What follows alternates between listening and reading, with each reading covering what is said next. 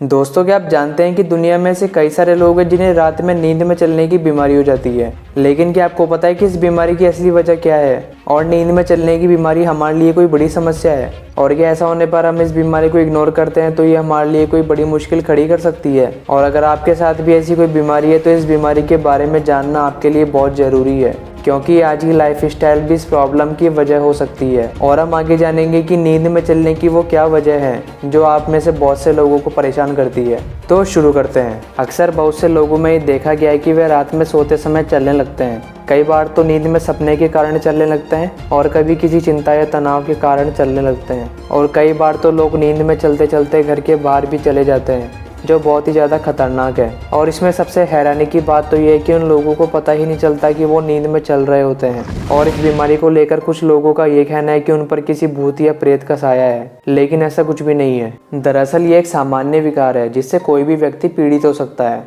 लेकिन इस बीमारी का कारण सब लोगों को समझ नहीं आता और कुछ ही लोग इस बीमारी के कारण को समझ पाते हैं। और नींद में चलना एक सामान्य विकार है जिसमें व्यक्ति नींद में अलग अलग कार्य करने लगता है और इसे निद्रा विकार के रूप में भी जाना जाता है।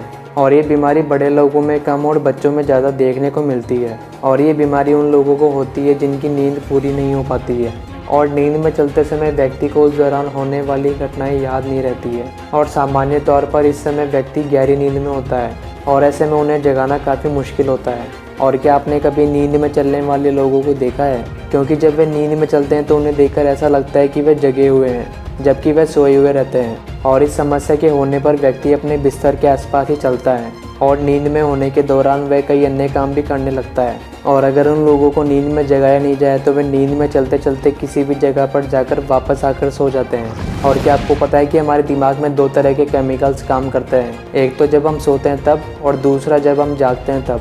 और अगर ये ठीक से काम करे तो हमें अच्छी और गहरी नींद आती है और संतुलन भी बना रहता है, तो उससे नींद का एहसास भी होता है। लेकिन इन केमिकल्स में असंतुलन होते ही समस्या बढ़ने लगती है और इनमें से कोई भी एक केमिकल डिस्टर्ब हो जाता है तो लोग नींद में चलने लगते हैं, यानी कि हमारा गहरी नींद में सोया हुआ शरीर एक्टिव हो जाता है। और डॉक्टर्स के मुताबिक नींद में चलने वाले लोग गहरी नींद और नॉन रैपिड आई मूवमेंट यानी एनआरईएम की अवस्था में चलने लगते हैं, यानी कि उस अवस्था में ना तो कुछ याद रहता है और ना ही कुछ महसूस कर पाते हैं। और सुबह होते ही वो सब भूल जाते हैं और सुबह उठने पर हमें ये तक याद नहीं रहता कि हमारे साथ क्या हुआ था। और ये विकास मनोवैज्ञानिक होने के साथ डीएनए में एक प्रकार के दोष के प्रभाव से ये समस्या लोगों को होती है। स्लीप वॉकिंग पर हुआ शोध के अनुसार ये स्थिति क्रोमोसोम में खराब होने की वजह से होती है। और वॉशिंगटन स्कूल ऑफ मेडिसिन की डॉक्टर क्रिस्टीना गेनेट और उनकी टीम ने एक ही परिवार के 22 सदस्यों को परीक्षण कर ये नतीजे प्राप्त किया है। और इस परिवार के 9 सदस्य नींद में चलने की बीमारी से ग्रस्त हैं।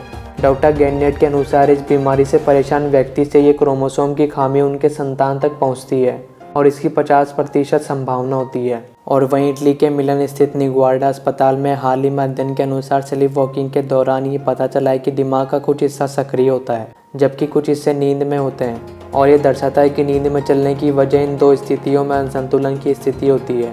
इस दौरान जागना इस असंतुलन को और अधिक असंतुलित कर देता है और कई बार नींद में व्यक्ति की जान भी जा सकती है, क्योंकि वह क्या कर रहा होता है ये बात उसे भी पता नहीं होती है। और हाँ, डॉक्टर्स इसमें ये कहते हैं कि आप अपने सोने का एक समय तय कर लें और पूरे 8 घंटे की नींद लें और इस बीमारी में अल्कोहल और कैफीन का सेवन कम से कम करें।